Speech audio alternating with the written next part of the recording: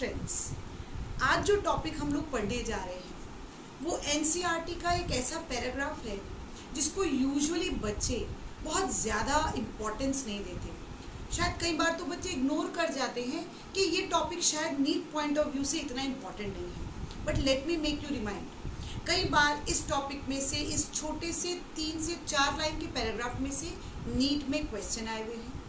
Even board exam की अगर बात करें तो सीबीएसई बोर्ड ने एक साल में एक ऐसा मुझे ईयर एग्जैक्टली भी याद नहीं है, इस पर्टिकुलर टॉपिक पर 5 मार्क का क्वेश्चन दिया था। तो बिल्कुल भी ऐसा मत समझिए कि पोलन पिस्टल इंटरैक्शन जो मेरा आज के वीडियो का टॉपिक है ये ऐसा टॉपिक है जिसको बहुत ज़्यादा सिग्निफिकेंस भी नहीं दिया या बहुत ज़्यादा इस पर ध्यान नहीं दिया तो चलेगा। बिल्कुल ऐसा मत समझिएगा, इस टॉपिक को बड़े ध्यान से सुनिए। हम जब भी sexual reproduction in flowering plants को पढ़ते हैं, एक्चुअली सेक्सुअल रिप्रोडक्शन ये जो टॉपिक होता है इसको हम 3 पार्ट्स में डिवाइड करते हैं। एक प्री फर्टिलाइजेशन, एक फर्टिलाइजेशन और एक पोस्ट फर्टिलाइजेशन। प्री फर्टिलाइजेशन मतलब वो ऐसे इवेंट्स जहां पर आप गैमीट्स बनाएंगे जिसको गैमेटोजेनेसिस कहेंगे। दूसरा pollination, if it is we are talking about plants, तो पॉलिनेशन मतलब गैमीट्स को राइट टाइम पर राइट जगह पर अप्रोच कराएंगे ताकि मेल और फीमेल गैमीट एक दूसरे को अप्रोच कर सके। ये दोनों इवेंट जो होंगे ये प्री फर्टिलाइजेशन में आएंगे। फर्टिलाइजेशन में पॉलिनेशन होने के बाद पोलन ट्यूब बनेगी, मेल फीमेल गैमीट का फ्यूजन होगा, जाइगोट बनेगा और पोस्ट फर्टिलाइजेशन में इस जाइगोट से एम्ब्रियो की फॉर्मेशन होगी।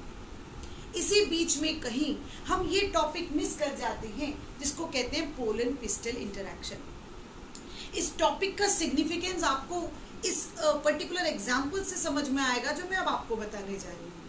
आप जानते हैं बच्चों, एनिमल किंगडम में न जाने कितने सारे एनिमल्स ऐसे होते हैं जो एक्वेटिक एनिमल्स होते हैं, लाइक फिशेज हैं, एम्फीबियंस हैं, रेप्टाइल्स हैं।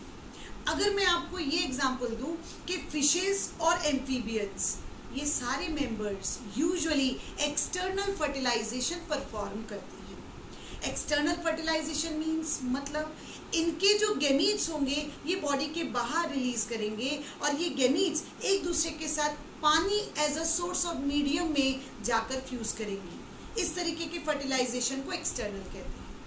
तो आप जरा इम्पोर्टेंस समझिए इस प्रोसेस की कि अगर फिशेस के भी गैमीट्स पानी में रिलीज हो रहे हैं, एम्फीबियंस के भी गैमीट्स पानी में रिलीज हो रहे हैं, और अगर ऐसा हुआ करता कि फिशेस के गैमीट्स एम्फीबियन के साथ, एम्फीबियन के गैमीट्स रेप्टाइल्स के साथ या फिशेस के साथ इस तरीके से आपस में एक दूसरे के साथ फ्यूज हुआ करते, तो नेचर में ये जो पेक्यूलैरिटी है हर एक क्लास की, हर एक पर्टिकुलर ग्रुप ऑफ ऑर्गेनिज्म की या स्पीशीज की जो स्पेसिफिसिटी है ये तो लॉस्ट हो जाती।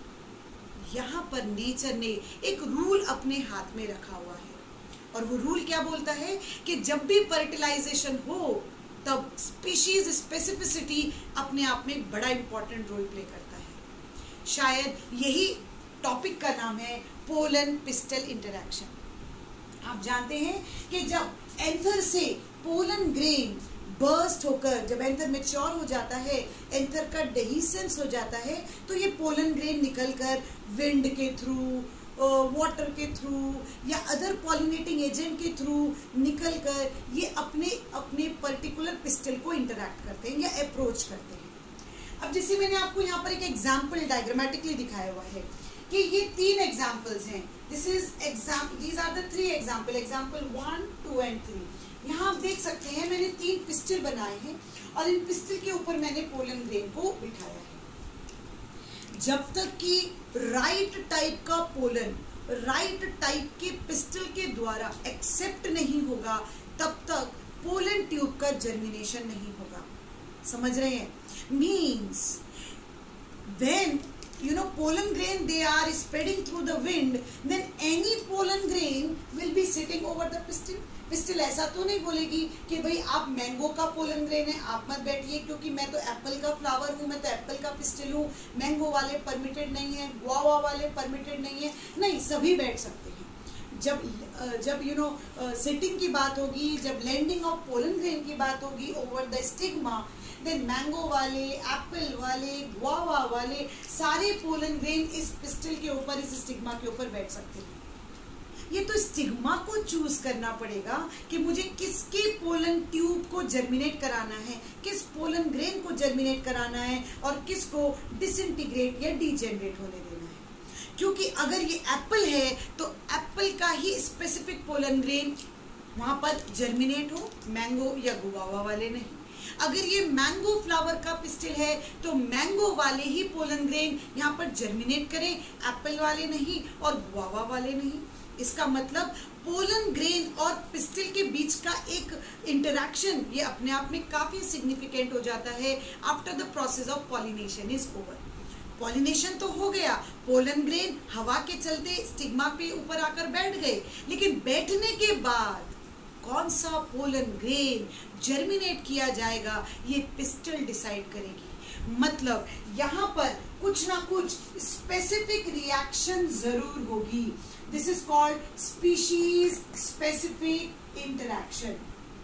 इसका मतलब पिस्टल और पोलन ग्रेन के बीच में एक बड़ा इंपॉर्टेंट केमिकल डायलॉग चल रहा है।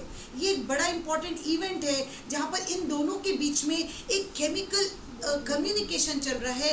पिस्टल कह रहा है कि नहीं, तुम एक सही, एक राइट टाइप के पोलन ग्रेन हो, तुमको मैं अलाउ करूंगा जर्मिनेट होने के लिए, rest all pollen grain I will not allow to germinate. तो इस तरीके के इंटरैक्शन को पोलन पिस्टल इंटरैक्शन कहते हैं, राइट?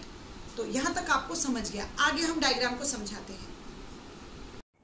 चलिए, ये बात तो सभी को क्लियर होगी कि फर्टिलाइजेशन एक स्पीशीज स्पेसिफिक इवेंट होता है। ऐसा नहीं है कि किसी भी मेल गैमीट का फ्यूजन किसी भी फीमेल गैमीट के साथ होता है, चाहे फिर वो एक्सटर्नल फर्टिलाइजेशन ही क्यों ना हो।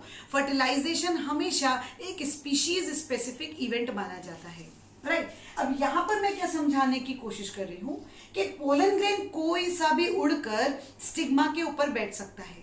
ये स्टिग्मा को डिसाइड करना है कि मेरा राइट टाइप का पोलन ग्रेन कौन सा है।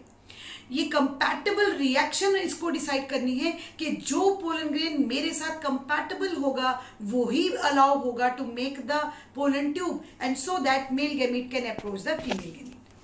पोलन ग्रेन को मेल गैमीटोफाइट कहते हैं, जिसके अंदर मेल गैमीट है, और ओवरी के अंदर एम्ब्रियो सैक है, फीमेल गैमीटोफाइट, जिसके अंदर फीमेल गैमीट है। दोनों गैमीट्स को आपस में अप्रोच कराना है, उसके लिए पॉलिनेशन किया गया। पॉलिनेशन हो तो गया, पोलन ग्रेन बैठ तो गए, लेकिन पिस्टल और पोलन के बीच में केमिकल डायलॉग चलेगा। पिस्टल कहेगा कि no, you are not my right type of partner, I will not allow you to germinate in my body, and this type of interaction is called pollen pistil interaction. अब देखिए, चूंकि ये chemical event है, ये कुछ proteins के बीच का interaction है। वो प्रोटीन्स जो पोलन के कवरिंग पर भी है और वो प्रोटीन जो स्टाइल के अंदर भी प्रेजेंट है। यहां पर मैंने एक एग्जांपल से दिखाने की कोशिश की है, राइट? एक और टर्म मैं आपको बता देती हूँ इससे पहले, सेल्फ इनकम्पैटिबिलिटी। आपने एप्पल के केस में सुना होगा कि सेल्फ इनकम्पैटिबिलिटी होती है at the time of pollination. मतलब अगर सेम फ्लावर का पोलन ग्रेन उड़कर सेम फ्लावर के स्टिग्मा पर बैठ जाए तो definitely it is not going to allow the germination, क्योंकि ये सेल्फ पॉलिनेशन हो गया, जबकि हमें कराना क्या है? Cross pollination.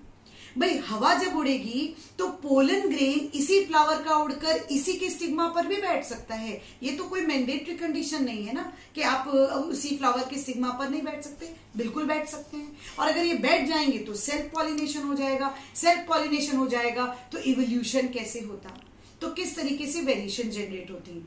तो एक तरीके का एडवांसमेंट प्लांट ने खुद ही अपने आप अपने जेनेटिक्स में इवॉल्व किया कि this is a phenomena called self incompatibility. मतलब अगर मुझे क्रॉस पॉलिनेशन कराना है, अगर मुझे आउट क्रॉस कराना है, मुझे दूसरे फ्लावर जो कि दूसरे प्लांट का है, स्पीशीज सेम होगी डेफिनेटली क्योंकि स्पीशीज स्पेसिफिसिटी है, तो दो डिफरेंट प्लांट्स हैं, उनके दो डिफरेंट फ्लावर्स हैं, तो यहां से पोलन ग्रेन उड़कर इस प्लांट के फ्लावर के स्टिग्मा के ऊपर बैठ जाए, then only it will allow the pollination or the pollen grain to germinate completely. अगर इसी फ्लावर का पोलन ग्रेन उड़कर इसी फ्लावर के स्टिग्मा पर बैठ जाए तो ये खुद होकर उस पोलन ग्रेन को जर्मिनेट नहीं होने देगा. That is called as self incompatibility. Means if the flowers are promoting to outcross or cross pollination, how do they reject their own pollen grain? That phenomena is called as self incompatibility. Right? So जितने भी cross pollinating flowers होंगे बच्चे, उन सभी में self incompatibility एक chemical event जरूर माना जाएगा. अब आप एग्जांपल से देख लीजिए. ये स्टाइल है. स्टाइल के अंदर S3 नाम का एक प्रोटीन है. ये एक रिकॉग्नाइजिंग प्रोटीन है जो रिकॉग्नाइज करेगा किस तरीके का पोलन ग्रेन बैठा है और वो उसको रिकॉग्नाइज करके अलाउ करेगा टू जर्मिनेट. तो स्टाइल में कुछ ऐसे रिकॉग्नाइजिंग फैक्टर्स हैं, कुछ प्रोटीन फैक्टर्स हैं S3 और S4, और इसके ऊपर बैठे हैं pollen grains which is S1 और S2 with the recognition factor. Now S1 और S3 आपस में एक दूसरे को रिकॉग्नाइज नहीं करेंगे. S2 S4 आपस में रिकॉग्नाइज नहीं करेंगे. इसका मतलब स्पीशीज स्पेसिफिसिटी तो है, लेकिन सेल्फ मतलब उसी फ्लावर का ये पोलन ग्रेन नहीं है, क्योंकि इसके प्रोटीन अलग है. इसका मतलब प्लांट अलग हो गया. स्पीशीज सेम है बट प्लांट का जेनेटिक्स अलग हो गया और इस प्लांट का जेनेटिक्स अलग हो गया. इस प्लांट के जेनेटिक्स में S3 S4 बनने वाले प्रोटीन है और जिस प्लांट का ये पोलन ग्रेन है उसके जेनेटिक्स में S1 और S2 टाइप बनाने के प्रोटीन है. ये दोनों एक दूसरे को एक दूसरे के साथ एक बिल्कुल जैसे नहीं है, तो डेफिनेटली पिस्टिल कहेगा तुम ही मेरे कंपैटिबल पोलन ग्रेन हो और तुमको मैं अलाउ करता हूं to make the pollen tube germination. समझ रहे हैं बात को?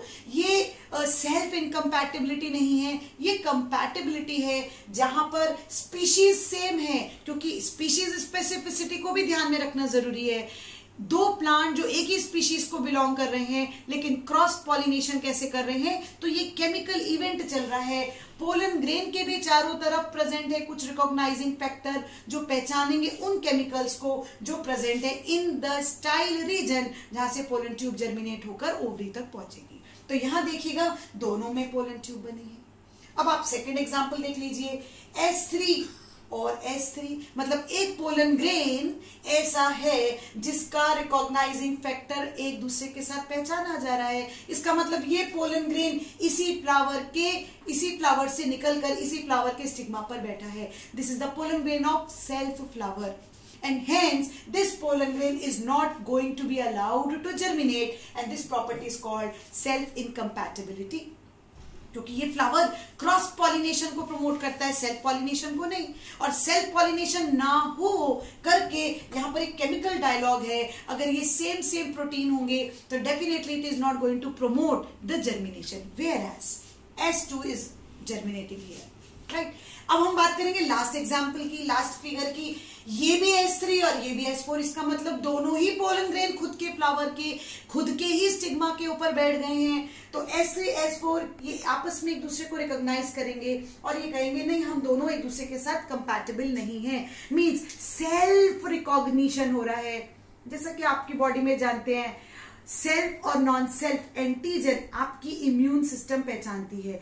खुद के एंटीजन को आपकी एंटीबॉडी नहीं मारती, बाहर से आने वाले ही एंटीजन पर अटैक करती है. ये भी कुछ इसी प्रकार का केमिकल डायलॉग है. खुद से आने वाले पोलन ग्रेन को ये जर्मिनेट नहीं होने देंगे. इसको कहिएगा सेल्फ इनकम्पैटिबिलिटी. लेकिन दूसरे प्लांट के दूसरे फ्लावर के बट स्पीशीज सेम हो उनके पोलन ग्रेन को ये अलाउ करेंगे to allow the germination. Right. तो मैं अब आपको समरी बता देती हूँ टॉपिक में कि पोलन पिस्टल इंटरैक्शन एक अपने आप में बड़ा ही इंपॉर्टेंट टाइप का केमिकल इवेंट है. It's a very important chemical dialogue, a chemical communication between pollen grain मतलब male gametophyte and the pistil. Right? If pistil feels that this is the right type of pollen grain, then only it will allow that pollen tube to germinate and to reach male gamete to female gamete. If it finds that no, this is not a right type, it is a wrong type, means it is not compatible, then it can do the rejection of that pollen grain. It will not allow the pollen grain to germinate. Right जब इसको लगता है कि ये right type है तो दोनों के बीच का जो इंटरेक्शन चलता है, पोलन ग्रेन की तरफ से भी कुछ केमिकल रिलीज होते हैं, जैसे कि कौन से केमिकल रिलीज होते हैं, पेक्टिनेज नाम के एंजाइम्स रिलीज होते हैं जो पोलन ग्रेन की पेक्टिन वॉल को डिसॉल्व करते हुए इन टाइम के थ्रू एक्सटेंशन करेंगे और पोलन ट्यूब बनाएंगे। तो पोलन ग्रेन की तरफ से एक केमिकल डायलॉग होगा, एक केमिकल रिलीज होगा पेक्टिनेज नाम का। स्टिग्मा से भी कुछ रिलीज होंगे, वाटरी सिक्रीशंस जिसमें कैल्शियम होगा, बोरॉन होगा, आइनोसिटॉल होगा। It is also going to help pollen grain to absorb all these sugary secretions so that pressure can build up on the intine, and intine will be coming out through germ pore in the form of pollen tube. तो self incompatibility का ध्यान रखते हुए, species specificity का ध्यान रखते हुए, right type के पोलन ग्रेन को अलाउ करते हुए मेल गैमीट को फीमेल गैमीट पर अप्रोच कराते हैं। So this is not a topic to be avoided. This type of diagrammatic representation can come and they can ask you to conclude कि which type of pollen grain can do the germination. अगर same number आपको दिखता है तो आप कहिएगा कि no, they are not going to germinate. Why? Self incompatibility in order to promote cross pollination. अगर अलग अलग टाइप के दिखते हैं then yes, both the pollen grain is going to germinate. Why? Because these are compatible ones. These are the right choice where pollen grain of the same species but of different plant is being allowed to perform outcross. I think आपको ये topic समझ में आया होगा. अगर आपको कुछ भी कंफ्यूजन इससे रिलेटेड होगी कमेंट बॉक्स में प्लीज अपने क्वेश्चन ड्रॉप कीजिएगा. I will definitely answer you as soon as possible. अगर आपको वीडियो अच्छा लगा हो या टॉपिक आपको क्लियर हुआ हो तो डेफिनेटली इस वीडियो को लाइक कीजिए, शेयर कीजिए, मेरे चैनल को सब्सक्राइब कीजिए अगर अभी तक आपने चैनल सब्सक्राइब ना किया हो, और ज्यादा से ज्यादा बच्चों में इसको स्प्रेड कीजिए. बेल आइकन जो बटन है उसको प्रेस कीजिए ताकि न्यू वीडियोस जब भी मैं अपलोड करूं आप तक वो नोटिफिकेशन मिल सके. Thank you and have a nice day.